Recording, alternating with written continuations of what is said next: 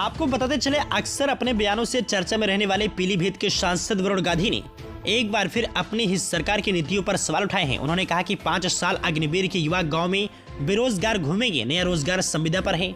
संविदा कर्मी, आशा बहू, शिक्षा मित्र, आंगनबाड़ी पहले से ही दुखी हैं। उनका मानदेय 8-10 साल से बढ़ा नहीं है, स्थानीयकरण भी नहीं हुआ है, पेंशन, बीमा, अन्य कोई लाभ भी नहीं है।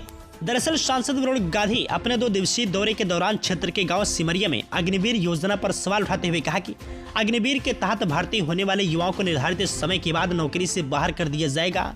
गांव में उनको रोजगार नहीं मिलेगा, वह छोटे छोटे काम करने को मजबूर होंगे।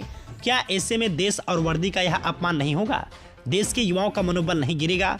जो लाखों लोग हटाए जाएंगे, उनकी कौन जिम्मेदारी लेगा? इन युवाओं ने हथियार चलाना सीखा, पूरी ट्रेनिंग ली, अब वह गांव में बेरोजगार रहेंगे तो क्या वह सुखी रह पाएंगे?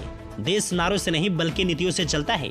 सांसद ने आगे कहा कि वह संविदा के रोजगार के खिलाफ नहीं है, मगर महंगाई के आधार पर इनका भी मानदेय बढ़ाया जाए, बीमा का लाभ दिया जाए, स्थानीयकरण किया जाए, ताकि उनको भी लगे कि वह उनकी भी वैल्यू है। ऋण व्यवस्था पर सवाल उठाते हुए सांसद ने कहा कि पिछले 10 साल में 13 लाख करोड़ के ऋण माफ किए गए हैं।